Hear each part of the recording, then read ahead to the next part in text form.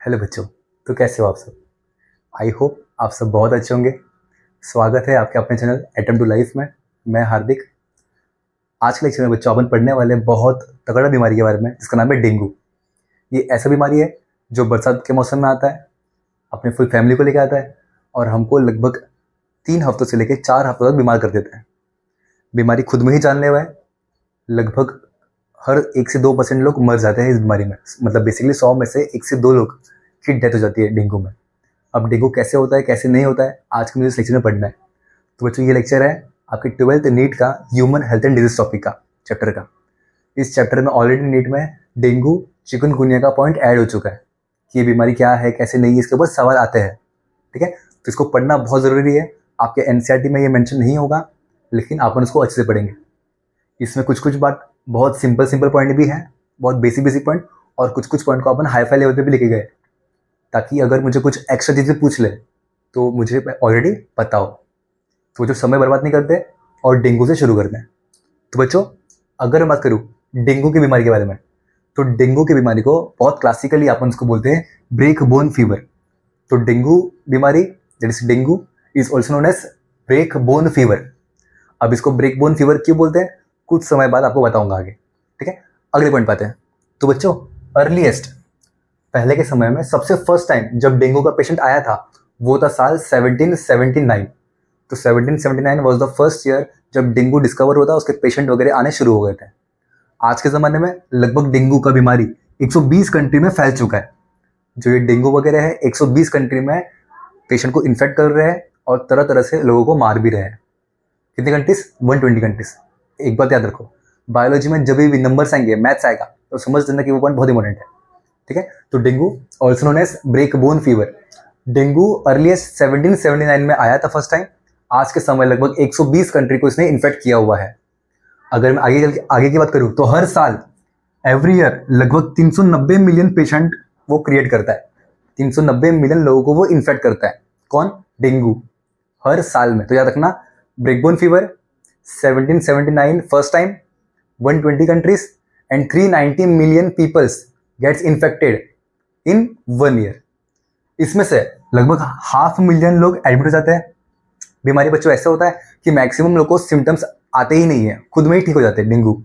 लेकिन बहुत सारे लोगों में सिम्टम्स आते हैं और सीवियर केसेस तक पहुंच जाते हैं। तो अगर वो सीवियर केस तक पहुंच रहा है तो लगभग 390 मिलियन लोगों में से हर साल लगभग 500,000 लोग एडमिट हो जाते हैं। इसके अलावा अगर ये एक्सट्रीम केस पे जाता है तो लोगों की डेथ भी हो सकती है। तो याद रखो लगभग हर साल 40,000 लोग डेंगू से मरते हैं। तो ये सब पॉइंट हो गया नंबर्स का, ज़्यादा हार्ड नहीं है, बिल्कुल सिंपल पॉइंट है। ठीक है, तो 390 मिलियन पर ईयर केसेस आते हैं जिसमें से 500,000 लोग एडमिट हो जाते हैं। 500,000 मतलब 390 का हाफ नहीं, हाफ मतलब हाफ 1 का था। इसके अलावा 40,000 लोग मर जाते हैं। अगर मैं डेंगू की बात करूँ इसलिए डेंगू होता कैसे, ये क्या होता है, क्या उसका नंबर से क्या आंकड़े है वो तो मुझे मालूम पड़ गया, पर डेंगू होता कैसे? तो बच्चों डेंगू होता है एक वायरस के थ्रू। इस वायरस का नाम है डेन वायरस। इसको अपन प्यार से नहीं गुस्से से नफरत से DENV भी बोलते हैं। तो डेंगू का जो कॉज है it is virus, not bacteria, fungi and anything else. It is virus.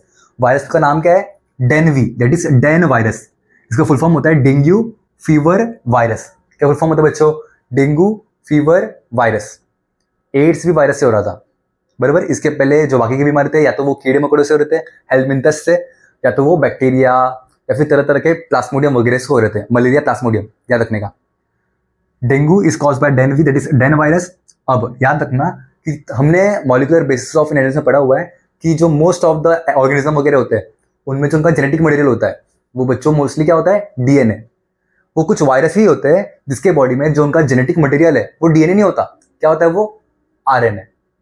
तो जो हमारा डेन वायरस है, जैसे डेंगू का वायरस, इसकी भी खास बात यह है कि इसका जो जेनेटिक मटेरियल है वो RNA है। तो डेन वायरस एक RNA वायरस वाला टाइप है।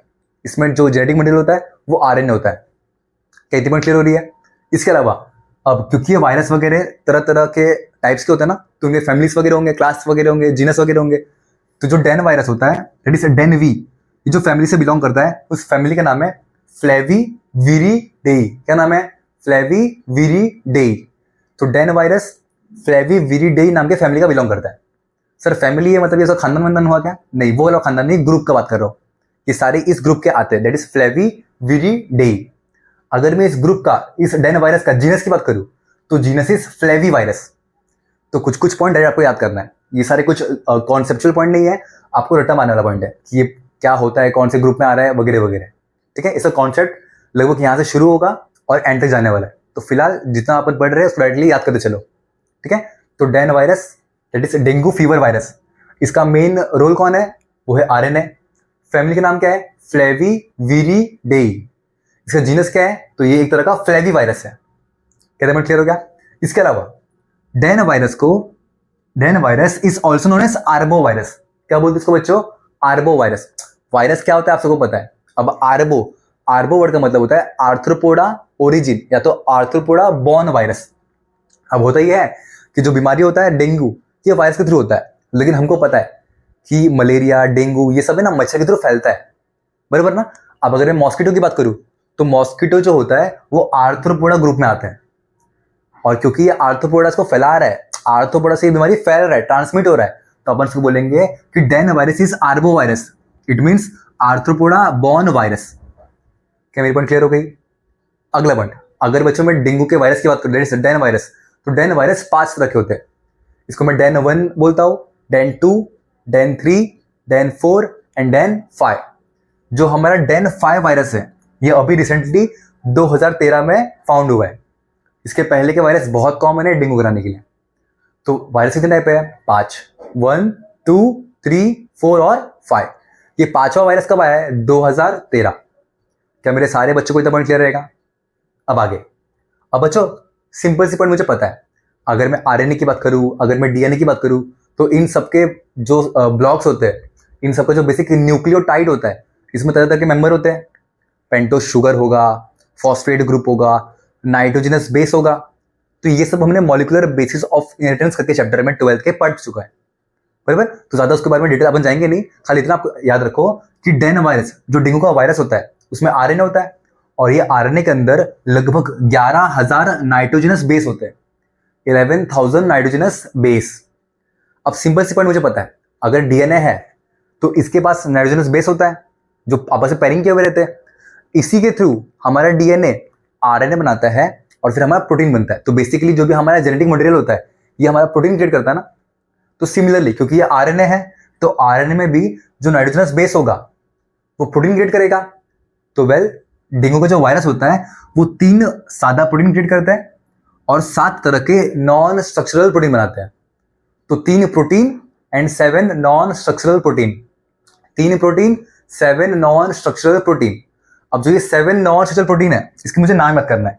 सबसे first one is NS1, NS मतलब नॉन स्ट्रक्चरल प्रोटीन, ठीक है। तो सबसे पहला NS1, second one is NS2A, third one is NS2B, fourth one is NS3, fifth one is NS4A, sixth one is NS4B and seventh one is NS5। तो बच्चों तो हुआ ये है कि जो हमारा डेन वायरस है जिसके पास आरएनए होता है इसके अंदर लगभग 11,000 न्यूक्लियोटाइड है, सॉरी बेसिकली नाइट्रोजनस बेस है। तो क्योंकि 11,000 नाइट्रोजनस बेस है तो ये प्रोटीन बनाएंगे, तो 3 बनाते हैं साधारण प्रोटीन और 7 बनाते हैं नॉन स्ट्रक्चरल प्रोटीन, जिसमें हमारे पास 7 जो प्रोटीन है उसका नाम कुछ ये है, NS1, NS2A, NS2B, NS3, NS4A, NS4B, NS5। अब खास बात यह है कि बच्चों जो NS1 है, NS1 का हमारे बॉडी में टेस्ट किया जाता है। अगर कोई पेशेंट है जिसके सिम्टम्स वगैरह, अब तक सिम्टम्स हमने पढ़े नहीं है, अपन आगे पढ़ेंगे। अगर कोई पेशेंट है और अगर उसके सिम्टम्स वगैरह अगर मैच हो रहे डेंगू से, तो जब डॉक्टर उसका टेस्ट करवाता है तो उसमें एक टेस्ट होता है NS1 टेस्ट, अपन यहाँ पे पढ़ेंगे। देखो यहाँ पे NS1 टेस्ट। अब NS1 टेस्ट में क्या होता है, क्योंकि ये नॉन स्ट्रक्चरल प्रोटीन है, ठीक है। तो अगर ये अपन टेस्ट करें पेशेंट का और अगर पेशेंट के बॉडी में अगर NS1 नाम का नॉन स्ट्रक्चरल प्रोटीन पाया जा रहा है, मतलब इसके बॉडी में ये प्रोटीन है, मुझे बताइए प्रोटीन बना कौन रहा है, डेन वायरस बना रहा है। डेन वायरस कौन सा वायरस है, डेंगू करने वाला। तो अगर कोई पेशेंट है और अगर उसके बॉडी में बच्चों non structural protein NS1 positive आता है, इसका मतलब वो डेन वायरस से इन्फेक्टेड है, उसको डेंगू है। तो डॉक्टर उसको क्लिनिकली हैंडल करता है और तरह तरह के मेडिसिन वगैरह शुरू कर देता है। क्या मेरी पॉइंट क्लियर हो रही है। तो ये जो नॉन स्ट्रक्चरल प्रोटीन है ये हमको डिटेक्शन में, डायग्नोसिस में भी हेल्प करता है। सिंपल। अब आगे, तो बच्चों ये हो गया मेरा डेंगू के बारे में बहुत ही ज्यादा बेसिक चीज। अब आगे, अगर मैं डेंगू की बात करूं तो it is cause by virus, DEN virus, but it gets transmitted by female Aedes aegypti mosquito. Mosquito के बहुत सारे वेरिएंट्स होते हैं, जहां पर हमने पढ़ा था कि जो मलेरिया होता है, मलेरिया में फीमेल एनोफिलस मॉस्किटो होता है, और यहां पर फीमेल एडिस एजिप्टी मॉस्किटो। कोई चीज आप कॉमन नोटिस कर रहे हो? दोनों ही बीमारी है, मलेरिया और डेंगू, और दोनों ही करवा रही है फीमेल। तो अगर कल को तुमको कोई मच्छर काट रहा है तो वो काट रहा है क्या? नहीं, वो काट रही है। और अगर वो काटेगी तो तुमको क्या होगा? या तो डेंगू या तो मलेरिया। तो इसके लिए हमेशा पुरुष को दोष देने का नहीं, मच्छर की बात कर रहा हूं, समझा? तो कैसे कॉज होता है ये, ट्रांसमिट कैसा होता है? Because of female Aedes aegypti mosquito, नाम याद रखना, ठीक है? Female Aedes aegypti mosquito, dengue. Malaria में क्या था? Female Anopheles mosquito. सर ये जो मेल होते हैं, मैंने कहीं सुना कि जो मेल होते हैं ये खून नहीं चूसते करके। हाँ करेक्ट, जो मेल मच्छर होते हैं ये मोस्टली हमारा ब्लड को लेते नहीं है, क्योंकि मेल वगैरह जो होते हैं वो फ्लावर के नेक्टर से, जो उनका मीठा पदार्थ होता है, उसी से वो सेटिस्फाइड रहते हैं। अब क्योंकि जो फीमेल होती है उसको बहुत सारा अंडे को ले करना है, बहुत सारे एग्स को ले करना है, तो उसके लिए उसको ज़्यादा न्यूट्रिएंट चाहिए होता है, और यही कारण है जो फीमेल हमारे ब्लड को सक करती है ताकि उसको बहुत ज़्यादा न्यूट्रिएंट मिले। तो फीमेल हमेशा खून चूसती है, याद रखना, ठीक है? That is female Aedes aegypti mosquito. अब बच्चों होता ही है कि अगर कोई पेशेंट को डेंगू हो रहा है तो जो पेशेंट होता है लगभग 2 से 10 दिन तक वो पेशेंट फेब्राइल रहेगा, फेब्राइल कंडीशन में होगा। फेब्राइल कंडीशन का बेसिक मतलब होता है वो पेशेंट अभी इन्फेक्टेड हो रहा है, मतलब उसको बुखार आना शुरू हुआ है, अभी वो इन्फेक्शन जस्ट हुआ है उसको। तो उस कंडीशन में जब पेशेंट होता है और अगर उसको कोई मॉस्किटो ने काटा तो लगभग 8 से 10 दिन में उस मॉस्किटो के अंदर डेंगू के वायरस जो इस पेशेंट से आए थे, एक मच्छर है एडिस एजिप्टी मॉस्किटो फीमेल, इसके अंदर वायरस है। अब ये आई, मेरे को काट लिया, हंस मत मारेगा, मेरे को काटा है तो पढ़ाएगा कौन? समझा? ध्यान देने का। तो मच्छर ने मेरे को काटा तो जो वायरस है ये मेरे स्किन से होते हुए मेरे बॉडी में अंदर आ जाता है। अब ये मुझे कैसे इन्फेक्ट करता है, इसका साइकिल क्या होता है, ये थोड़ा टफ टॉपिक है, मुझे कुछ पढ़ना नहीं उसके बारे में, नीट में नहीं है, अलग टॉपिक है वो, ठीक है? तो होता ही है कि वो जो वायरस होता है मेरे बॉडी में आता है, मुझे इन्फेक्ट करता है, मेरे बॉडी में सिम्टम्स वगैरह शो करना शुरू कर देता है और अपने आप को डुप्लीकेट कर देता है। तो मेरे बॉडी में भी वायरस बढ़ चुके हैं। अब होता ही है कि फ्यूचर में कोई और मच्छर आता है, अब ये इनोसेंट है। अब इनोसेंट मतलब अब ये इन्फेक्टेड नहीं है, इसके अंदर कोई वायरस नहीं है। अब होता ही है कि जो मच्छर है आ रही है, ये मैं गर्लफ्रेंड से बात कर रहा हूँ, गर्लफ्रेंड से बात कर रहा हूँ, मार यहाँ आ रहा हूँ, उड़वा रही है, अब मार यहाँ आ रहा हूँ, उड़वा रही है, लड़की की तरह। That is female Aedes aegypti mosquito. तो ये आती है और क्योंकि अब मैं सफ़र कर रहा हूँ डेंगू से, एड्स से नहीं, डेंगू से, तो ये आती है, मुझे काटती है, और जो मेरा वायरस है वो अपने में ले लेती है। तो मैं तो इन्फेक्टेड हूँ, क्या मैं कहूँ? अब ये जो फीमेल एडिस एजिप्टी मॉस्किटो है इसके अंदर भी वायरस आ चुका है। वो जो वायरस होता है आफ्टर मॉस्किटो बाइट, ये वायरस मॉस्किटो के अंदर डिवाइड करते हैं और सलाइवरी ग्लैंड में आके बैठ जाते हैं। अब ये मॉस्किटो के अंदर वायरस है, अब जाएगा, अब ये कैमरे के थ्रू तुम में गया, अब तुम्हारे पास आके तुम्हारे कैमरे से निकला और तुमको काट दिया, मुबारक हो, क्या हो गया? डेंगू। क्या हो गया बच्चों? डेंगू, वो भी फ्री। तो होता ही है कि जो वायरस होता है ये ऐसे ट्रांसमिट होता है, फैलता है because of female Aedes aegypti mosquito. Sir मुझे एक डाउट है, पढ़ लेना मन की बात, पता डाउट क्या है? डाउट ये है कि सर जब वो मेरे बॉडी में आया वायरस तो मुझे इन्फेक्ट किया, तो जब वो मॉस्किटो के बॉडी में जा रहा है तो क्या वो मॉस्किटो को इन्फेक्ट नहीं कर रहा क्या? नहीं।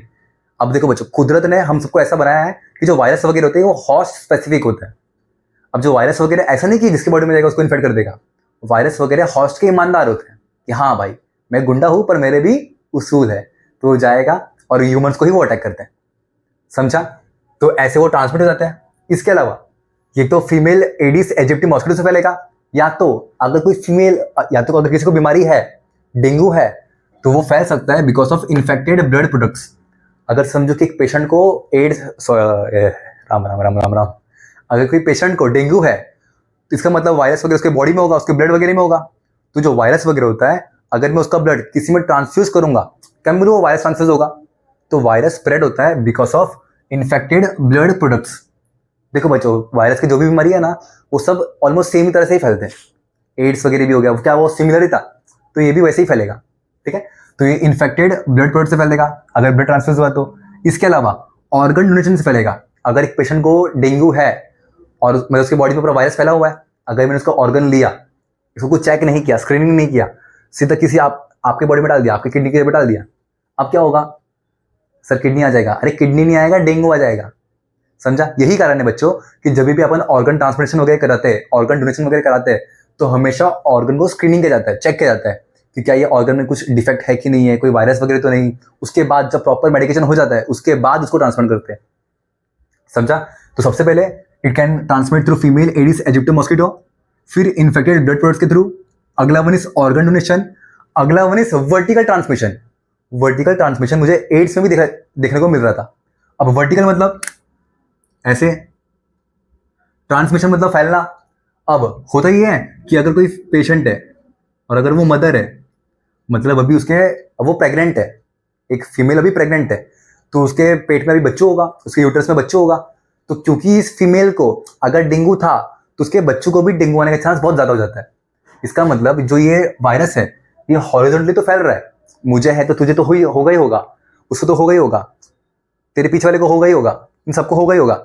ये सब हॉरिजॉन्टल ट्रांसमिशन है। पर अगर जनरेशन में पास आउट हो गया, क्योंकि ये फीमेल को था, तो फीमेल को मॉस्किटो ने काटा, इसको डेंगू हो चुका है, ये प्रेग्नेंट है, अगर इसको बच्चा आएगा क्या ये ब्लड के थ्रू आ जाएगा? तो वायरस वगैरह ऐसे भी फैलते हैं। अपन इसको बोलते हैं वर्टिकल ट्रांसमिशन, जहां पे मदर से लेके फीटस में डेंगू अपन दे देते हैं। इसके अलावा बच्चों बहुत रेयर केसेस, सुनने में बहुत अनयूजुअल है, लेकिन ये सेक्सुअल कॉन्टेक्ट के थ्रू भी पाया गया कि ये फैला है करके। ऐसा होता ही नहीं है, बहुत रेयर केस है ये। समझा? तो याद रखना, ये है हमारा ट्रांसमिशन, जहां पे सबसे first one is female Aedes aegypti mosquito, second one is infected blood products, third one is organ donation, fourth one is vertical transmission, जहां पे पेरेंट से फीमेल से बच्चों में आएगा, and fifth one is sexual contact, जो कि बहुत ज्यादा रेयर है। क्या इतना पॉइंट क्लियर हो गया? It is all about basic points of dengue. अब आगे, अब एक बात याद रखना, अगर मुझे डेंगू हुआ है, ये वायरस समझो कि डेन वन ये वायरस आया और मेरे बॉडी में घुस गया, मुबारक हो, मुझे क्या हो गया? डेंगू। क्या हो गया? डेंगू। अब जब डेंगू होगा तो मैं फाइट करूंगा, मेरा बॉडी फाइट करेगा, मेरा इम्यून सिस्टम फाइट करेगा। अगर समझो कि मैं फाइट करके मेरे बॉडी में इम्यूनिटी बन चुका है, तो अगर मेरे बॉडी में एक वायरस के अगेंस्ट, इसके 5 टाइप है ना, इस 5 में से अगर एक के अगेंस्ट मेरे बॉडी ने अगर इम्यूनिटी बनाया है, तो होगा ये कि कुछ समय के लिए, फॉर शॉर्ट टर्म, हमारा जो बॉडी होगा वो रिमेनिंग टाइप ऑफ वायरस को भी बचा के रखेगा, मतलब उससे भी बचा के रखेगा। बेसिक टर्म्स में, अगर वायरस मेरे बॉडी में एंट्री लिया, डेन वन वायरस, तो मेरा बॉडी से फाइट किया और अपने आप को इम्यून कर लिया। अब क्योंकि मैंने अपने आप को डेन वन वायरस से इम्यून किया, तो कुछ समय के लिए जो मेरा बॉडी होगा वो इम्यून हो चुका रहेगा, और ये इम्यूनिटी में जो डेन के बाकी के वायरस है ना, कुछ समय के लिए वो उससे भी खुद को बचा लेगा। तो मतलब मुझे डेन वन का वायरस कभी होने वाला नहीं है, पर कुछ समय के लिए डेन 2, डेन 3, डेन 4, डेन 5 का वायरस भी मुझे इन्फेक्ट करने वाला नहीं है, क्योंकि मेरे बॉडी ने शॉर्ट टर्म के लिए इम्यूनिटी क्रिएट किया for remaining types of virus के लिए। क्या मेरा पॉइंट क्लियर हो गया? अब आगे, अगर कोई पेशेंट है suffering from diabetes and asthma, तो इनमें रिस्क ज्यादा होता है। मतलब अगर इसमें डेंगू वगैरह आ गया तो ये सीवियर केस तक लेके चले जाता है, क्योंकि इसको ट्रीट करना थोड़ा डिफिकल्ट हो जाता है, और उसमें बहुत इजीली डेंगू के जो वायरस होते हैं वो कैप्चर कर लेते हैं बॉडी को। ठीक है? तो डायबिटीज एंड अस्थमा ये बहुत रिस्की होता है डेंगू कंडीशन में। ठीक है? ये सीरियस डैमेज कर पाता है पेशेंट को, ये सीवियरली डैमेज कर देगा। अगला पॉइंट, अब बच्चों जब डेंगू आता है, सर कहां से आ रहा है? मच्छर के थ्रू जब वो डेंगू आ रहा है, तो डेंगू का जो इंक्यूबेशन पीरियड होता है वो होता है लगभग 4 to 7 डेज। इंक्यूबेशन पीरियड मतलब क्या होता है? इंक्यूबेशन पीरियड का मतलब होता है कि अगर मुझे वायरस आज आ रहा है, तो आज मेरे बॉडी में एंट्री लिया, अब वो इन्फेक्ट कब करेगा, सिम्टम्स कब शो करेगा, तो अभी से लेके जब सिम्टम्स शो करेगा उस दिन को अपन बोलते हैं इंक्यूबेशन पीरियड। अगर वायरस मेरे बॉडी में आज आ रहा है, तो ऐसा नहीं कि कल सुबह उठते उठते मेरा बैंड बज जाएगा। लगभग 1 हफ्ता लगता है मेरे सिम्टम्स को शो करने के लिए, कि मुझे कुछ बॉडी में पेन होगा वगैरह करने के लिए, सिम्टम्स शो करने के लिए 1 हफ्ता लगेगा। तो उस 1 हफ्ते के टाइम पीरियड को जहाँ पे कुछ नहीं हो रहा था, उसके बाद होना शुरू हुआ, मैं उसको बोलूंगा इंक्यूबेशन पीरियड। तो डेंगू में लगभग 4 से लेकर 7 दिन का इंक्यूबेशन पीरियड होता है। मतलब अगर मुझे आज वायरस आया डेंगू का वायरस, तो लगभग 4 से लेकर 7 दिन के बाद सिम्टम्स आएगा। अरे हाँ या ना? क्या मेरा पॉइंट क्लियर हो रहा है? अब आगे, अब अगर किसी को डेंगू हुआ है तो बहुत कॉमन सिम्टम्स ध्यान में रखो। अब बच्चों अगर किसी को डेंगू हुआ है तो कॉमन सिम्टम्स है फीवर। सबसे पहले पेशेंट को बहुत तगड़ा बुखार आ जाएगा, दैट इज फीवर। इसके अलावा जो सबसे इंपॉर्टेंट चीज सिम्टम्स हमको जो पता होना चाहिए, that is retro orbital headache. क्या नाम है बच्चों? Retro orbital headache. अच्छा मुझे बताओ रेट्रो मतलब क्या होता है? क्यों चौंक गए? रेट्रो का मतलब होता है पहले का, पीछे। जैसे कि रेट्रो सॉन्ग्स होते थे ना, पहले के जमाने के गाने, तो रेट्रो मतलब पीछे। तो सिमिलरली रेट्रो ऑर्बिटल, ऑर्बिटल मतलब जो हमारे आई बॉल होते हैं ना, आई सॉकेट वाला एरिया, आई बॉल के पीछे की तरफ रेट्रो। अगर मेरे आंखों के पीछे वाले एरिया में अगर बहुत ज्यादा हेडेक हो रहा है तो मैं इसको बोलूंगा retro orbital, that is orbital headache. तो डेंगू के पेशेंट में फीवर आना बहुत कॉमन है, बहुत तगड़ा फीवर आएगा। इसके अलावा उसको रेट्रो ऑर्बिटल हेडेक होगा। Third symptom is myalgia and arthralgia. अब मायालजिया और आर्थरालजिया क्या होता है? मायालजिया का मतलब होता है बच्चों मसल पेन, और आर्थरालजिया का मतलब होता है जॉइंट्स पेन। अब जो ये पेशेंट होता है ना, इनको जब वायरस का सिम्टम आना शुरू होता है तो उस समय सबसे पहले फीवर आ गया। सेकेंड वन इज उनको आंखों के पीछे रेट्रो ऑर्बिटल एरिया में हेडेक होना शुरू हो गया। उनका बहुत सीवियर कंप्लेन आया कि सर डॉक्टर मेरे सर के मतलब आंखों के पीछे की तरफ सर में बहुत दुख रहा है। इसके अलावा पेशेंट कंप्लेन करेगा कि मुझे जो मेरे मसल्स वगैरह है, हाथों के पैरों के मसल्स वगैरह बहुत ज्यादा पेन कर रहे हैं। अब जो मसल पेन है दैट इज मायालजिया। सिमिलरली वो कंप्लेन करेगा उसके जो जॉइंट्स वगैरह है, हाथों के जॉइंट, नी जॉइंट वगैरह, वो बहुत पेन करेंगे। तो जहां पे जॉइंट्स पेन करते दैट इज आर्थरालजिया। याद रखना, मायालजिया और आर्थरालजिया। ये जिया वो तुम तेरी गर्लफ्रेंड नहीं है जो देखो धोखा देके चली गई, ये दूसरी जिया है।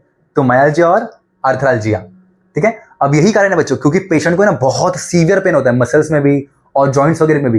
ये इतना ज्यादा पेन होता है कि पेशेंट्स को लिटरली संभाल ही नहीं पाते। तो अपन डेंगू की बीमारी को इसके लिए अपन बोलते हैं ब्रेक बोन फीवर, क्योंकि ऐसा जबरदस्त पेन होता है, ऐसा लगता है कि हड्डी कोई तोड़ रहा है। ये बहुत कॉमन कंप्लेन होता है डॉक्टर के पास आके पेशेंट का, ठीक है। That is myalgia and arthralgia, muscle pain and joint pain. क्या मुझे इतना याद रहेगा? इसके अलावा रेट्रो ऑर्बिटल हेडेक, ये पॉइंट भूलने का नहीं। अब डेंगू भी बच्चों देखो जानलेवा है, लगभग 2% लोग मर जाते हैं डेंगू में, मतलब 100 में से हर 2 इंसान मर जाता है, ठीक है। पर खास बात ये बच्चों कि जब डेंगू होता है तो डेंगू के पेशेंट में, डेंगू की कंडीशन में 80% जो लोग होते हैं वो एसिम्टोमेटिक होते हैं। एसिम्टोमेटिक मतलब उसमें कोई सिम्टम ही नहीं आएगा। 80% जो लोग होते हैं वायरस अंदर आ गया, एंट्री मार लिया, अब एक पेशेंट है ना, इनका बॉडी अपने आप फाइटिंग करके जीत जाता है, कोई जरूरत ही नहीं बाहर की दवाई की, ये खुद में ही सुपरमैन होते हैं। तो मैं बोलूंगा कि 80% जो लोग होते हैं वो एसिम्टोमेटिक होते हैं। इतने सारे लोगों में से जो 5% होते हैं उसमें सीवियर सिम्टम्स शो होता है, उसमें तगड़े तगड़े सिम्टम्स शो होना शुरू हो जाएगा, ऐसे कुछ पॉइंट शो होना शुरू हो जाएंगे। इसके अलावा याद रखना, अगर इसको ट्रीट नहीं किया तो लगभग 2% लोग, लगभग 2% लोग जपाक। अगर इनको ट्रीटमेंट दिया तो ये बच सकते हैं, पर अगर इसमें भी नेग्लिजेंस दिखाया, प्रॉपर ट्रीटमेंट नहीं हुआ, तो लगभग 1% लोग तो मरते ही मरते हैं। तो क्या इतना मुझे याद रहेगा? 80% एसिम्टोमेटिक होते हैं, 5% को सीवियर सिम्टम आएगा, 2% का डेथ हो जाता है यूजुअली। अगर उसको ट्रीटमेंट दिया तो लगभग ये रेट घट के 1% हो जाता है। कितना पॉइंट क्लियर हो गया? मेरे 3 बेसिक सिम्टम्स क्या है? फीवर आना, रेट्रो, 4 सिम्टम है। सबसे पहला फीवर आना, second one is retro orbital headache, third one is myalgia और arthralgia, fourth one is rashes. Patient के हाथों वगैरह में बहुत ज्यादा रैश आ जाएंगे। क्या मेरी पॉइंट क्लियर हो रही है? इसके अलावा और भी सिम्टम्स होते हैं, अपन आगे आने वाले कुछ बेसिक सिम्टम्स है। अब क्योंकि पेशेंट को बहुत ज्यादा पेन होने वाला है तो अपन उसको बोलते हैं ब्रेक बोन फीवर। तो याद रखना, dengue is also known as break bone fever, break bone fever. अब आगे इसके 5 टाइप थे, DEN 1, DEN 2, DEN 3, DEN 4, DEN 5। Dengue के 5 टाइप्स है वायरस के, लेकिन डेंगू के 3 स्टेज होते हैं। 5 टाइप वायरस के, बीमारी के 3 स्टेज। सबसे first one is febrile stage, second one is critical stage, third one is recovery stage. याद रखना, सबसे पहला क्या है? फेब्राइल स्टेज, सेकेंड क्या है? क्रिटिकल स्टेज, थर्ड क्या है? Recovery stage. अगर बच्चों में फेब्राइल स्टेज की बात करूं तो ये ना स्टार्टिंग का फेज होता है, जब बीमारी आना शुरू हुआ है, बीमारी अब मुझे आया हुआ है। तो इस केस में पेशेंट को सबसे पहले फीवर आएगा बहुत तेज। ये फीवर होगा लगभग 104 डिग्री फ़ारेनहाइट का, या तो मैं इसको 40 डिग्री सेल्सियस बोल सकता हूँ। तो ये पॉइंट बहुत सिंपल है। तो सबसे पहला फीवर आएगा फेब्राइल स्टेज में। सेकेंड जो होगा वो होगा myalgia, arthralgia and retro orbital headache, that is pain and headache, मैंने शॉर्ट फॉर्म में लिखा हो। इसके अलावा फेब्राइल, ये सब जो होते हैं ये लगभग 2 से लेकर 7 दिन के बीच में शो होता है, या तो उसके बाद सोने शुरू धीरे धीरे शुरू हो जाता है। ठीक है, मतलब ये जो उसका यूजुअल टाइम है फेब्रुअरी स्टेज का। इसके अलावा जो पेशेंट होगा, पेशेंट के बॉडी में एक कंडीशन आ जाएगा, उसका नाम है पेटेकिए। क्या नाम है बच्चों? पेटेकिए। अब पेटेकिए क्या होता है? अब बच्चों पेटेकिए ये होता है, याद रखना, जो डेंगू के वायरस होते हैं ये अटैक करते हैं पेशेंट के प्लेटलेट्स के ऊपर। मतलब बेसिकली पेशेंट का जो प्लेटलेट्स होता है ये बहुत कम हो जाता है, बहुत ज्यादा गिर जाता है। अब तो सिंपल सी बात है, अगर पेशेंट का प्लेटलेट्स बहुत कम है तो इंटरनल ब्लीडिंग हो जाएगा। अब प्लेटलेट्स करते क्या है, मेरे बॉडी में कहीं पर भी अगर कोई नस फट रहा है तो वहां पर इसको क्लॉटिंग कर देते हैं ताकि वो ब्लड वेसल से ब्लड लॉस ना हो। पर कभी क्योंकि इस कंडीशन में प्लेटलेट्स बहुत कम हो चुका है, डेंगू में प्लेटलेट्स बहुत कम हो जाता है, क्योंकि ये बहुत कम हो चुका है। इसका मतलब अगर कोई पाइप वगैरह फटा हुआ है मेरे बॉडी के अंदर तो क्या वो हील होने वाला है? क्या नहीं होने वाला है, मतलब यहाँ से ब्लड लॉस होते रहेगा। अब क्योंकि ब्लड लॉस हो जाएगा तो पेशेंट के बॉडी के ऊपर, हाथ वगैरह के ऊपर बहुत सारे उसको दाग नजर आएंगे, धब्बे नजर आएंगे, और ये धब्बे होंगे यही ब्लड वगैरह के स्पॉट्स वगैरह होंगे बहुत सारे हाथों पे। ठीक है, तो अपन इसको बोलते हैं पेटेकिए। क्या बोलते हैं?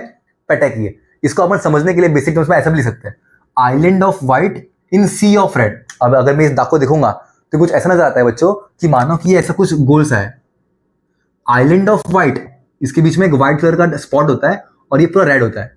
तो बाहर में तो ये रेड है पूरा और अंदर व्हाइट होता है, तो island of white in the sea of red. ऐसे बहुत सारे दाग धब्बे नजर आते हैं। अगर कोई चीज होने से दाग लगती है तो दाग अच्छे मारूंगा ऐसा, पढ़ाई पे ध्यान देने का, डेंगू से दाग लग रहे क्या अच्छी बात है क्या? नहीं। ठीक है, तो याद देने का अपन इसको बोलते हैं पेटेकिए। तो ये सब भी धीरे धीरे होना शुरू हो जाता है। अगर आपको ऐसा दाग धब्बे नजर आ रहे हैं, white spot in the sea of red, तो समझ जाने का कि ये क्लासिकल केस है ऑफ डेंगू। अब आगे, तो ये सब बच्चों हो गया starting of case, it is febrile. Petechiae वगैरह ये लंबे समय तक चलता भी है। तो ये था मेरा सबसे पहला फेब्राइल स्टेज। अब इसमें क्या हुआ? सबसे पहले फीवर आया 104 डिग्री फ़ारेनहाइट या तो 40 डिग्री सेल्सियस का बुखार। Second one is pain and headache, जहां पे हमको पता है कि माइल्जिया था। इसके अलावा आर्थरालजिया था, that is muscle pain and joints pain. इसके अलावा रेट्रो ऑर्बिटल हेडेक था, जो हमारे आंखों के पीछे वाला हेडेक था। थर्ड वन इज लगभग 2 से 7 दिन तक चलता है और यहाँ पे पेटेकिए शुरू होता है। ये पेटेकिए क्या होता है? Petechiae is nothing but island of white in sea of red. बहुत सारे स्पॉट्स दाग हो जाते हैं जहाँ पे व्हाइटिश करके स्पॉट्स होते हैं बीच में और आजू बाजू पूरे रेड होते हैं। अरे हाँ ना, अगर फीवर आ चुका है उसके बाद, मतलब फेब्रुअरी स्टेज होने के बाद, अगर उसको ट्रीटमेंट वगैरह नहीं मिल रहा, उसके बाद जो स्टेज आता है अपन इसको बोलते हैं क्रिटिकल स्टेज, जहाँ पे एक्चुअल डेंगू अपना गेम शुरू करता है। अब इस केस में याद रखो कि सबसे पहले बेसिकली होता ही है कि तुम्हारी बीवी है, दैट इज ब्लड वेसल। अब ब्लड वेसल के अंदर बच्चों सिंपल सी बात है ना, इसके जो वॉल्स होंगे तरह तरह के सेल्स के बने हुए होंगे, और ब्लड वेसल के अंदर बच्चों 55% प्लाज्मा होता है, दैट इज फ्लूइड होता है। अब होता ही है कि जो फ्लूइड होता है प्लाज्मा, ये धीरे धीरे इस ब्लड वेसल में से बाहर आना शुरू हो जाता है और ये प्लाज्मा लीक करता है। अभी जो प्लाज्मा होता है ये हमारे नसों में से बाहर आ गया और आजू बाजू के जो भी सेल्स वगैरह होते हैं वहां पे आके गिर जाता है। अब बच्चों मुझे बताओ, ये कुछ ऐसी बात हो गई कि आपके घर पे पाइप है, इस पाइप में से पानी फ्लो हो रहा था। जब पानी फ्लो हो रहा था आपके नल के में तगड़ा पानी आ रहा था, हर एक टब भरा हुआ था, सबको इनफ पानी मिल रहा था, घर पे सारे मेंबर खुश थे। अब ये जो आपका पाइप है, इस पाइप में बहुत सारे लीकेज आ चुके हैं। अब बच्चों इस पाइप अगर लीकेज आ चुके हैं तो मुझे बताओ, क्या ये जो पानी है क्या ये उतने वॉल्यूम के साथ आगे जा पाएगा? क्या नहीं जा पाएगा। इसका मतलब जो पानी लीक हो जाएगा ना, और जब पानी लीक हो रहा है तो पानी का वॉल्यूम कम हो जाएगा, मतलब पानी कम हो जाएगा, उसका फ्लो कम हो जाएगा। तो इस केस में होता ही है क्योंकि पेशेंट के बॉडी का जो ब्लड वेसल है उसमें से प्लाज्मा बहुत बाहर आ जा रहा है। प्लाज्मा बाहर क्यों आ रहा है? क्योंकि वहां पे बहुत सारे गड्ढे हैं। गड्ढे क्यों आए? क्योंकि प्लेटलेट्स कम है। अगर ये होता तो गड्ढे नहीं होते। अब क्योंकि प्लाज्मा बाहर आ चुका है तो जो मेरा ब्लड वेसल है, बीवी है, उसमें पानी बहुत कम है ना, तुम्हारी बीवी में पानी बहुत कम है। अब क्योंकि पानी बहुत कम है तो पानी पानी पानी मतलब ब्लड ब्लड ब्लड ठीक से ऑर्गन तक पहुंच नहीं पाता, जिससे पेशेंट सफर करता है मल्टीपल ऑर्गन फेलियर से। पेशेंट की बॉडी में तरह तरह के ऑर्गन को उनका इनफ ब्लड मिल नहीं पाता जितना चाहिए, तो वो ऑर्गन फेल हो जाते हैं। तो ये बच्चों बहुत क्रिटिकल कंडीशन होता है। आपने इसलिए इस फेज का नाम रखा है क्रिटिकल फेज। इसके अलावा क्योंकि ब्लड वेसल में अब प्लाज्मा बहुत कम हो चुका है, फ्लूइड बहुत कम हो चुका है, तो सिंपल सी बात है उसका ब्लड प्रेशर कम हो चुका रहेगा, तो पेशेंट का बीपी पल्स रेट वगैरह गिर जाता है। तो अपन इसको बोलते हैं क्रिटिकल स्टेज ऑफ डेंगू। अब इस कंडीशन में जब तरह तरह का प्लाज्मा लीक हो जाता है, फ्लूइड कम हो जाता है, ऑर्गन तक पहुंच नहीं पाता, तो अपन उस कंडीशन को बोलते हैं बच्चों डेंगू शॉक सिस्टम। क्या बोलते हैं बच्चों? Dengue shock system. Dengue shock system एक सीवियर कंडीशन है जहां पे पेशेंट के बॉडी में because of excessive loss of plasma वगैरह उनके ब्लड वेसल के अंदर से ब्लड प्रेशर वगैरह बहुत कम हो जाता है और तरह तरह के बॉडी के अलग अलग पार्ट्स में ब्लड का सप्लाई तक पहुंच नहीं पाता, जिसकी वजह से ब्लड पेशेंट का जो फंक्शन होता है, फिजियोलॉजिकल फंक्शन होता है, वो ठीक से काम नहीं करता और अपन बोलते हैं कि पेशेंट को डेंगू शॉक सिस्टम हो चुका है। जो बाकी के सिम्टम्स थे बच्चों, ये सारे हमारे प्राइमरी सिम्टम्स है, मतलब ये आने ही आने हैं। जो ये सारे सिम्टम्स है, डेंगू शॉक सिस्टम या तो डेंगू हीमोरेजिक फीवर। अब डेंगू, डेंगू मतलब बीमारी, फीवर मतलब इन्फेक्टेड है, और हीमोरेजिक, हीम मतलब ब्लड और रेजिया मतलब या तो रेजिक मतलब लॉस, ब्लड लॉस। तो क्योंकि यहाँ पे हमारा प्लाज्मा वगैरह सब रिलीज हो रहा है, निकल रहा है, तो पेशेंट के बॉडी में जो ये ब्लड काउंट वगैरह है थोड़ा सा कम हो जाता है, प्लेटलेट्स कम हो जाएंगे, हल्का फुल्का आरबीसी वगैरह हल्का फुल्का कम हो जाएगा। तो इस कंडीशन में समझ आना, आप उसको बोलते हैं डेंगू हीमोरेजिक फीवर। यूजुअली जो बाकी के सिम्टम्स है वो तो आने ही वाले हैं, इट इज प्राइमरी सिम्टम्स। पर अगर उसको ट्रीटमेंट नहीं किया प्रॉपरली, प्रॉपर वे में उसको सही समय पे ट्रीटमेंट नहीं किया, तो उस कंडीशन में हमको dengue shock system, dengue haemorrhagic fever वगैरह का सिम्टम्स भी आएगा। तो इसीलिए अपन इसको बोलते हैं सेकेंडरी सिम्टम ऑफ डेंगू। इसके ऊपर सवाल आ सकता है कि सेकेंडरी सिम्टम क्या है, तो याद रखना डेंगू शॉक सिस्टम और डेंगू हीमोरेजिक फीवर। क्यों हो रहा है? क्योंकि हमारा जो बीवी है, जो तुम्हारी बीवी है, तुम्हारी बीवी से पानी निकल जा रहा है। अब क्योंकि ये पानी निकल जा रहा है, फ्लूइड वगैरह निकल जा रहा है, तो तुम्हारे जो बीवी है क्या उसमें ब्लड वगैरह होता रहेगा क्या? नहीं रहेगा। अब ब्लड का काउंट बहुत कम हो गया तो ब्लड प्रेशर बहुत कम हो गया, इसका जो वॉल्यूम है वो कम हो गया, इसके अलावा ऑर्गन तक वो पहुंच नहीं पा रहा, तो वहां पे ऑर्गन काम नहीं कर रहे, तो अपन इसको बोलेंगे डेंगू शॉक सिस्टम। पक्की बात है। थर्ड बनाता है बच्चों हमारा रिकवरी स्टेज। क्रिटिकल स्टेज में जो हमारा बीवी थी उसमें पानी जा रहा था, अब रिकवरी स्टेज में जो ये पानी है, जो फ्लूइड है, प्लाज्मा, वो तुम्हारी बीवी में जाएगा। बीवी मतलब क्या, खराब लोग हो यार तुम लोग, कुछ पढ़ाई वढ़ाई का मन ही नहीं है तुम्हारा, क्या कर रहे हो कब से, क्या बोल रहे हो तुम, कुछ और ही सोचे जा रहे हो। बीवी मतलब ब्लड वेसल। तो होता ही है कि जब बीवी में से पानी निकल जाता है, प्लाज्मा निकल जाता है, तो अपन उसको बोलेंगे क्रिटिकल स्टेज। और जब बीवी में पानी आने लगा, प्लाज्मा आने लगा, तो अच्छी बात है ना, प्लाज्मा अगर आ रहा है तो ब्लड का जो हमारा ब्लड है वो ज्यादा हो जाएगा, तो हमारे ऑर्गन तक वो पहुंच पाएगा, तो अपन उसको बोलते हैं रिकवरी स्टेज। ठीक है। सेकंड वन, जब ये सब चीज होता है बच्चों, तो उस कंडीशन में पेशेंट को बॉडी में इचिंग फील होता है। अब जहां पर भी वो रैशेस वगैरह थे, जहां पर भी वो पैचेस वगैरह थे, दैट इज पेटेक ही है, तो उस एरिया में उसको बहुत ज्यादा इचिंग वगैरह फील होगा। अगला one is bradycardia. What is bradycardia? Bradycardia का मतलब होता है कि हमारा बीपी या तो पल्स रेट वगैरह कम हो जाना। तो जब पेशेंट का पल्स रेट वगैरह बहुत कम हो जाता है तो अपन उसको बोलते हैं ब्रेडिकार्डिया। तो इस कंडीशन में पेशेंट का पल्स रेट वगैरह बहुत कम है। अगला one is altered consciousness. Consciousness का मतलब होता है होश और आवाज। जैसे अगर मैं आपको पूछूंगा कि आपका फेवरेट सब्जेक्ट क्या है, तो क्या आप बैगन बोलोगे? नहीं बोलोगे ना बैगन, आप बोलोगे बायोलॉजी। क्यों नहीं बोलोगे? क्यों नहीं बोल रहे हैं, जल्दी बोल। क्या बैगन बोलोगे? क्या नहीं बोलोगे ना? क्यों नहीं बोलोगे? क्योंकि आप कॉन्शियस हो। मैंने आपको क्या पूछा? आपको मैंने पूछा आपका फेवरेट सब्जेक्ट, ना कि फेवरेट सब्जी। क्योंकि फेवरेट सब्जेक्ट पूछा तो आप बायोलॉजी बोलोगे, और अगर फेवरेट सब्जी बोलता था तो आप बैगन बोल देते। तो अपन इसको बोलते कॉन्शियसनेस, अपने होशो आवाज में होना। लेकिन वो जो बच्चा था आदित्य कुमार 6th क्लास, क्या वो कॉन्शियस था? क्या वो कॉन्शियस नहीं था? उसको पूछा कि आपका फेवरेट सब्जेक्ट क्या है, उसको सुनाई दिया आपका फेवरेट सब्जी क्या है, वो बोलता है बैगन। तो मैं उसको बोलूंगा कि वो अनकॉन्शियस है, अपने होश में नहीं है। समझा? तो डेंगू के पेशेंट में वही होता है। तो patient will suffer from altered consciousness, मतलब वो पेशेंट जो होगा ना, वो प्रॉपर वे में कॉन्शियस नहीं होगा। आप उसको पूछोगे कुछ, बताएगा कुछ।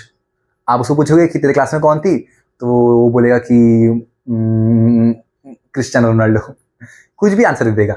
समझा? That is altered consciousness. इसके अलावा पेशेंट सफर करेगा फ्रॉम फटीग। फटीग मतलब ये फटी गयो नहीं है, फटी गयो नहीं, फटीग। एकता में शक्ति है, अकेले में फटती है। ठीक है, दैट इज फटीग। फटीग मतलब कमजोरी, वीकनेस फील होना। अब याद रखना, जब डेंगू के पेशेंट होते हैं, जब वो रिकवरी फील करते हैं, तो ये सब चीज तो आता ही है उसमें। मतलब जब वो अच्छा होने लगते हैं, धीरे धीरे रिकवर करते हैं, तो सब चीज तो होता ही है। साथ ही साथ जो पेशेंट होता है ये लंबे समय तक बहुत कमजोर रहता है, लगभग 2-3 हफ्ते तक कमजोर ही रहता है। आप उसको यहाँ से धक्का दोगे तो ऐसा यहाँ से धक्का दिया, मतलब पूरा वीकनेस फील करते हैं, दैट इज फटीगनेस फील करते हैं। समझा? तो बच्चों ये मेरे 3 स्टेजेस थे। सबसे पहले फेब्राइल, सेकेंड वन इज क्या है देख, first one is febrile, second one is critical, third one is देख यहां फंसा, अभी यहां फंस रहा है, थर्ड वन इज रिकवरी। 3 चीज मैं याद रखूंगा। पक्की बात है। अब आगे, तो ये हो गया मेरा डेंगू के बारे में कि डेंगू में क्या क्या होता है, क्या क्या नहीं होता है करके। एक बार तुम मैकेनिज्म में सुन लो कि डेंगू हमारे को इन्फेक्ट कैसे करता है। तो मॉस्किटो आया, काटा मुझे, स्किन के थ्रू जो वायरस होता है मेरे बॉडी में आता है। बॉडी में आने के बाद लैंगरहेंस नाम के सेल्स को वो अफेक्ट करता है। ठीक है, जो कि एक तरह से समझ लो कि WBC वगैरह है। ठीक है, जेनेटिक सेल होते हैं WBC वाले। अब जो सेल्स वगैरह होते हैं इसके अंदर ही आते हैं, डिवाइड करते हैं, इनके RE that is rough endoplasmic reticulum या फिर गोल्गी बॉडी, इन सब का इस्तेमाल करके वो डिवाइड करते हैं। जब ये डिवाइड करते हैं आगे चल के यहाँ से निकलेंगे लिम्फ नोड्स के करीब, और वहाँ पे वो मोनोसाइट्स वगैरह तरह तरह के WBC को वो हार्म करते हैं। और जब वो इनको हार्म करेंगे, ये सब समझ लो कि तरह तरह के सोल्जर्स वगैरह मेरे बॉडी के, उसके बाद ही अटैक करते हैं हमारे प्लेटलेट्स वगैरह को, हमारे ब्लड वगैरह में आके वो हमला करते हैं। ऐसे हमारा डेंगू फैलता है। समझा? अब आ गया। तो ये मेरा डेंगू था। अब अगर कोई पेशेंट को डेंगू है, अगर आप डॉक्टर के पास जाओगे, डॉक्टर आपको क्या क्या टेस्ट करवाएगा, क्या क्या पूछेगा, क्या क्या होगा वहां पर, वो अपन थोड़ा देखते हैं। ठीक है? जब डॉक्टर के पास जाओगे, डॉक्टर सबसे पहले आपको बोलेगा कि आप CBC टेस्ट करवाओ। CBC क्या होता है? जब अपन ब्लड रिपोर्ट निकालते हैं अपना, तो वहां पे एक लिखा होता है CBC। CBC का मतलब होता है कंप्लीट ब्लड काउंट, कि जो हमारा ब्लड है इसमें RBC कितना है, WBC कितना है, प्लेटलेट्स कितना है, वो प्रॉपर काउंट, ब्लड के काउंट्स, आप उसको बोलेंगे CBC। अब जो डेंगू के पेशेंट होते हैं मोस्टली क्या होता ही होता है, इसमें प्लेटलेट्स बहुत कम होते हैं। याद रखना, नॉर्मल कंडीशन में, नॉर्मल बॉडी में 1.5 लाख से लेके 3.5 लाख के आसपास प्लेटलेट्स के काउंट होने चाहिए। अगर ये काउंट्स कम हो गए तो रिस्क बढ़ जाता है। अगर वो 1.5 लाख से कम है, 1,20,000 है, हल्का फुल्का रिस्क है, डॉक्टर मेडिसिन देगा। अगर वो ड्रास्टिक घट के 90,000 आ गया और कम हो गया, इसका मतलब आप इन्फेक्टेड होते जा रहे हो। अगर 70,000 आ गया और आ गया, 50,000 आ गया, अब इसका मतलब होता है रिस्क। अगर उसके नीचे गया तो आपको एडमिट करना पड़ेगा, आपके ऊपर क्रिटिकल मेडिकेशन शुरू हो जाएगा। डॉक्टर आपके प्लेट्स के ऊपर निगरानी रखता है कि वो कितना कम हो रहा है करके। अगर आपका 1,20,000 हुआ, 90,000 हुआ, अब आपका मेडिसिन वगैरह चालू ही है ना, 1.5 लाख हो गया, 2 लाख हो गया, डरने की बात नहीं है फिर। लेकिन डेंगू में प्लेटलेट्स धपाक करके नीचे गिर जाता है। और जब वो नीचे गिर रहा है, जब मैं CBC कराऊंगा कंप्लीट ब्लड काउंट, तो उस केस में प्लेटलेट्स बहुत कम आएगा, तो प्लेटलेट्स बहुत कम आता है। इसके अलावा PCV ज्यादा आता है। PCV को अपन हिमेटोक्रिट भी बोलते हैं। क्या बोलते हैं बच्चों? हिमेटोक्रिट। अभी PCV क्या होता है? PCV का मतलब होता है पैक्ड सेल वॉल्यूम, कि हमारे सेल के अंदर जो हमारा ये है ब्लड वेसल है, BV है, उसमें सेल के वॉल्यूम कैसे है।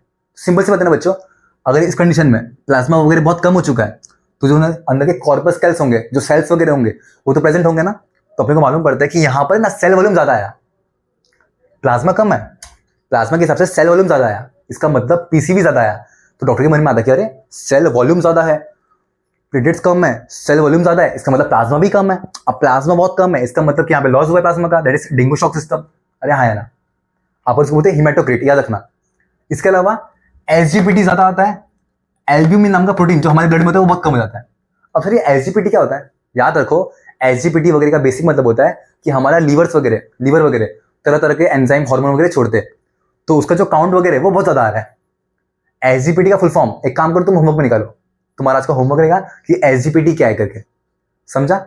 तो आगे बढ़ते हैं। सबसे पहले CBC चेकअप में प्लेटलेट्स बहुत कम आएगा, PCV का काउंट ज्यादा आएगा, SGPT ज्यादा आएगा, एल्ब्यूमिन कम आएगा। PCV को अपन हिमेटोक्रिट बोलते हैं। तो ये हमारा बेसिक ब्लड टेस्ट हो गया। अब जब पेशेंट का USG करवाते हैं, USG मतलब अल्ट्रासोनोग्राफी, डॉक्टर बोलता है पेशेंट को कि आप अल्ट्रासोनोग्राफी करवाओ। अब जब भी पेशेंट अल्ट्रासोनोग्राफी करवाता है, तो अगर वो इस केस में से आया हुआ है, तो मेजोरिटी ऑफ केस में पेशेंट सफर करता है प्लूरल इफ्यूजन से। प्लूरा मतलब लंग्स। अब बच्चों होता ही है कि क्योंकि क्रिटिकल कंडीशन में हमारे BV में से पानी निकल गया था ना, अब ये पानी निकलेगा तो कहीं ना कहीं तो बॉडी में फंसेगा ना, तो ये मोस्ट ऑफ द केसेस में लंग्स के अंदर आके जमा हो जाता है, या तो ये हमारे एब्डोमिन में, हमारे इंटेस्टाइन, गैस्ट्रोइंटेस्टाइनल ट्रैक्ट वगैरह में आके जमा हो जाता है। तो अगर वो लंग्स में आके पानी जमा हो चुका है जिसके तरह तरह के इन्फेक्शन हो सकते हैं, तो अपन उसको बोलेंगे प्लूरल इफ्यूजन, जहाँ पे सोनोग्राफी मालूम पड़ता है कि यहाँ पे क्या फंसा हुआ है। अगर ये हमारे एब्डोमिनल वाले एरिया में फंसा हुआ है, तो मैं उसको बोलूंगा एसाइटिस। तो याद रखना, जो प्लाज्मा वगैरह, जो फ्लूइड वगैरह है, या तो ये हमारे लंग्स में जमा होगा, या तो ये हमारे एब्डोमिनल कैविटी वगैरह में आके एरिया में आके जमा हो जाएगा। That is pleural effusion and ascites. अगला पॉइंट। अब बच्चों, जब डेंगू होता है तो उसके जो अपन प्रॉपर ब्लड टेस्ट करवाते हैं वो 3 तरह के होता है। सबसे first one is NS1 test. NS1 देखो यहाँ पे बताया था, कहाँ चला गया? यहाँ पर है। अब क्योंकि डेंगू जो वायरस होता है वो 7 तरह का नॉन स्ट्रक्चरल प्रोटीन बनाता है, जिसमें से एक NS1 है। तो अगर किसी की बॉडी में NS1 है, इसका मतलब कौन बनाया है? डेंगू का वायरस बनाया है। डेंगू का वायरस है मतलब क्या हो चुका है? पेशेंट को डेंगू हो चुका है। तो अपन डॉक्टर करवाते हैं NS1 का टेस्ट। अब याद रखना, NS1 टेस्ट 1 से लेकर 7 दिन तक के बीच में ही होता है। अगर आप जस्ट अभी आपको डेंगू वगैरह हुआ है, हल्का फुल्का सिम्टम्स आना शुरू हुआ है, अगर आपने तब NS1 कराया तो ही आपको मालूम पड़ेगा, उसके बाद नहीं मालूम पड़ता। स्ट्रक्चरल प्रोटीन वगैरह तभी बनते मोस्टली। अगला सेकंड टेस्ट जो होता है वो होता है हमारा IgM test, and third one is IgG test. अब IgM immunoglobulin M, IgG immunoglobulin G। अब बच्चों ये सब हमारे बॉडी के कुछ कुछ डिफेंस मैकेनिज्म होते हैं, हमारे एंटीबॉडीज वगैरह होते हैं। अभी मुझे बताओ, मेरे शहर में अगर मैंने ब्लड चेकअप वगैरह करवाया और अगर मेरे एक शहर में समझो सोल्जर्स वगैरह बहुत पाए जा रहे हैं, इसका मतलब क्या? इसका मतलब पक्का यहाँ पे आतंकवादी हमला हुआ है। वैसे ही अगर मेरे ब्लड के अंदर आपने टेस्ट किया IgM IgG बहुत ज्यादा आ चुके, इसका मतलब वहां पे हमला हो रहा है ना। और पीरियड्स भी कम है, रेट्रो ऑर्बिटल पेन भी हो रहा है, हेडेक भी हो रहा है, इसके अलावा उसको मायल्जिया, उसको अर्थराल्जिया, क्लासिक कंडीशन ऑफ डेंगू हो रहा है। तो मैं इसको बोलूंगा कि आप मोबाइल रखो, आप डेंगू से अभी पीड़ित हो चुके हो। तो IgM IgG का जो टेस्ट होता है dengue NS1, dengue IgM, dengue IgG, ये टेस्ट से हमको मालूम पड़ता है कि पेशेंट डेंगू से सफर कर रहा है या नहीं कर रहा। जहाँ पे NS1 1 से लेकर 7 दिन तक करना होता है, IgM 4 से लेकर 10 दिन तक करना होता है, उसके बीच हमको मालूम पड़ जाएगा। IgG के लिए टेस्ट करना होता है 7 दिन के बाद, समझा। अगला वन, अगर बच्चों किसी को डेंगू है और अगर मुझे इसको रोकना है तो अपन वैक्सीन के थ्रू इसको रोका जा सकता है। उस वैक्सीन का नाम है बच्चों डेंगवैक्सिया। क्या नाम है? डेंगवैक्सिया। डेंग मतलब डेंगू, दैट इज डेंगवैक्सिया। अगला वन, हाँ, हमारे वर्ल्ड में अपन एंटी डेंगू डे बनाते हैं। अब तुम्हारा ये होमवर्क रहेगा, चलो ये भी तुम्हारा होमवर्क। तो तुम्हारा पहला होमवर्क था SGPT, तुम्हारा सेकंड होमवर्क है एंटी डेंगू डे, कि हमारे वर्ल्ड में एंटी डेंगू डे कब बनाया जाता है। आपको मैं एक हिंट दे देता हूँ, ये बनाया जाता है बारिश के मौसम में, क्योंकि बारिश के मौसम में ही सब कुछ होता है ना। तो उस टाइम पे ही एंटी डेंगू डे को भी अपन सेलिब्रेट कर दें। सेलिब्रेट क्या मतलब, हाँ, उसको मनाया जाता है। अगला वन, अब बच्चों अगर किसी को डेंगू निकल चुका है और अगर मैं चाहता हूँ उसको मैं ट्रीटमेंट करूँ, उसको मैं कैसे ट्रीट करूँ करके, तो सबसे पहला, क्योंकि पेशेंट के बॉडी में ब्लड वेसल के अंदर प्लाज्मा वगैरह बहुत कम हो चुका है because of dengue shock system, तो इस कंडीशन में बहुत इंपॉर्टेंट होगा कि मैं उस फ्लूइड को फिर से भरूँ। तो जितना हो सके अपन हाइड्रेट रहने का, पानी पीते रहने का भर भर के, ताकि वो जो फ्लूइड है मेरे बॉडी में वो रिकवर हो जाए। साथ ही साथ ORS पीने का। ORS मतलब ओरल रिहाइड्रेशन सॉल्यूशन, जिसमें आयंस वगैरह होते हैं, तो वो मेरे बॉडी में जब आता है तो पानी के लेवल को वो बढ़ा देता है, तो मेरा ब्लड जो लॉस हो रहा था प्लाज्मा वगैरह वो फिर से रिकवर हो जाएगा, क्योंकि प्लाज्मा के अंदर 90 से लेकर 92% वाटर ही होता है। तो मुझे बहुत इंपॉर्टेंट है हाइड्रेट रहो करके। अगला वन इज, डॉक्टर आपको पैरासीटामोल देगा, जो कि बहुत तगड़ा मेडिसिन है। तो पैरासीटामोल को अपन एसिड अमीनोफेन भी बोलते हैं, दैट इज एसिड अमीनोफेन पैरासीटामोल, ठीक है। अगला वन, अब क्योंकि सुन ध्यान से, अब क्योंकि जब डेंगू होता है तो डेंगू में पेशेंट को ना बहुत तगड़ा बॉडी पेन होता है, that is break bone fever. तो इस कंडीशन में मोस्टली जो पेशेंट वगैरह होते हैं वो खुद से ही क्या बोलते हैं अपन उसको, पेन किलर वगैरह खा लेते हैं। अब ध्यान में रखना, पेन किलर मोस्टली हमको अवॉइड करना होता है। क्यों? क्योंकि पेन किलर खाने से जो से कुछ कुछ सिम्टम्स होते हैं, उसके जो कुछ कुछ सिम्टम्स है वो बढ़ जाते हैं, जैसे कि डेंगू शॉक सिस्टम वाले सिस्टम, जो सिम्टम्स वगैरह धीरे धीरे बढ़ जाते हैं। तो pain killer is not a good option, समझा। इससे अच्छा आपको डॉक्टर जो पैरासीटामोल दे रहा है वो खाओ। पैरासीटामोल में हमको हल्का फुल्का पेन वगैरह भी ठीक हो जाता है, रिलीफ हो जाता है पेन से, समझा। अगला वन इज, अगर पेशेंट बहुत सीवियरली बीमार है डेंगू से, तो आपके पास एक ऑप्शन रेडी है, आप एडमिट करा दो, समझा। तो बच्चों ये है आपके डेंगू के बारे में पूरा कहानी, जहाँ पे डेंगू का अपन ने पहले इतिहास देखा, डेंगू का शुरुआत देखा, डेंगू क्या कर रहा है वो देखा, कैसे कर रहा है वो देखा, डेंगू को कैसे पता लगा जाएगा वो देखा, उसको कैसे रोकते हैं वो देखा अपन ने, और उसको कब माना जाता है वो तुम देखोगे, समझा। तो it is all about dengue. एक बार उसको मैं रिवाइज करवाता हूँ, फिर अपन नेक्स्ट कर देंगे स्वाहा, ठीक है। तो वेल, अगर बच्चों में डेंगू की बात करूँ तो dengue is also known as break bone fever. याद रखना, डेंगू में प्लेटलेट्स का लेवल बहुत कम हो जाता है, ठीक है। अब आगे, स्टार्टिंग में लगभग 1779 में डेंगू के बारे में सबसे फर्स्ट केस आया था। आज के जमाने में डेंगू ने लगभग हमारे 120 कंट्री को अफेक्ट करके रखा है, जहां पे हर साल लगभग 390 मिलियन लोग अफेक्ट होते हैं डेंगू से।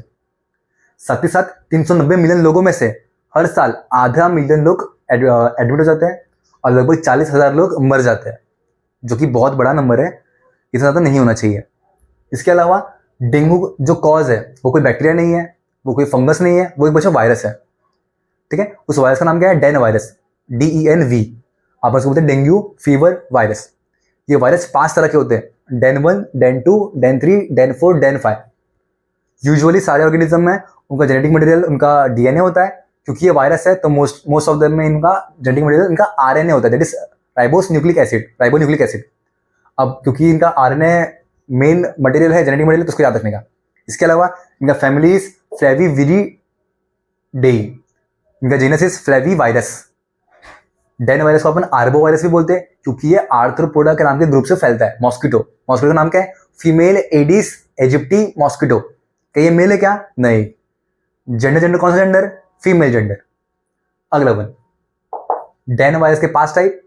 डेन वायरस के अंदर लगभग 11,000 नाइट्रोजनस बेस होते हैं जो मिलकर के लगभग 3 तरह का प्रोटीन बनाते हैं और 7 तरह का नॉन स्ट्रक्चरल प्रोटीन बनाते हैं। जहां पे आता है हमारा NS1, NS2A, NS2B, NS3, NS4A, NS4B, NS5, इतने सारे। ठीक है, जहां पे NS1 के बारे में अपन स्टडी करते हैं ताकि अपन पता लगा सकें अगर ये हॉस्टल में ज्यादा है, पेशेंट में ज्यादा है, इसका मतलब आप डेंगू पॉजिटिव हो। अब अगला, अगर मैं बात करूं इसका ट्रांसमिशन का, तो फीमेल एडिस एजिप्टी मॉस्किटो। ठीक है, अगला transmission is cause bye infected blood products. फिर ऑर्गन डोनेशन, वर्टिकल ट्रांसमिशन मतलब पेरेंट्स, फीमेल से मदर से बच्चे में आना प्रेगनेंसी के टाइम पे। अगले वन सेक्सुअल कॉन्टेक्ट के थ्रू, ये बहुत रेयर है, बहुत अनयूजुअल है। ठीक है, इसके अलावा अगर मेरे बॉडी में एक वायरस आता है तो मेरा जो बॉडी होता है वो इस वायरस के अगेंस्ट अपना वो इम्यून कर लेता है, इम्यूनिटी पा लेता है। लेकिन जो उसका जो भाई बहन वायरस है, उसके जो टाइप्स ऑफ वायरस है, डिफरेंट टाइप ऑफ वायरस, उसके अगेंस्ट भी वो कुछ समय के लिए अपने आप को इम्यून कर देगा। समझ में आ रहा है मैं क्या बोल रहा हूँ? इसके अलावा कोई पेशेंट इसको डायबिटीज है, अगर उसको अस्थमा है तो उसके लिए रिस्क ज्यादा होता है। समझा? फिर इंक्यूबेशन पीरियड इस लगभग 4 से लेकर 7 दिन तक। एक सेकेंड, ठीक है। अब अगर डायबिटीज है, किसी को अस्थमा है तो रिस्क ज्यादा होता है, सीरियस कंडीशन है। इंक्यूबेशन पीरियड लगभग 4 से लेकर 7 दिन। 80% लोगों को सिम्टम्स नहीं आते, 5% लोगों को सीवियर सिम्टम्स आते हैं, 2% लोगों का डेथ हो जाता है। अगर इसको ट्रीटमेंट किया तो लगभग वो नंबर घट के 1% हो जाता है। Common symptoms is fever, retro orbital headache, myalgia, arthralgia, बहुत इंपॉर्टेंट, इसके अलावा रैशेस। समझा? अब इसको अपन 3 स्टेज में डिवाइड किया। सबसे पहला febrile, second one is critical, third one is recovery. अगर फेब्राइल है, फीवर 104 डिग्री फ़ारेनहाइट से लेकर 40 डिग्री सेल्सियस तक होगा, पेन वगैरह वगैरह, इसे पटक के बहुत इंपॉर्टेंट है। तो बच्चों, ये लेक्चर बहुत इंपॉर्टेंट है डेंगू का, इसका नोट्स बनाओ, वापस को रिवाइज करो। ठीक है, तो आज के लिए अपन इतना ही पढ़ेंगे, बाद में मिलेंगे कोई और बीमारी को लेके और उस बीमारी को अपन गेम में देंगे। ठीक है, तो आज के लिए सिर्फ इतना ही। ठीक है, बाय।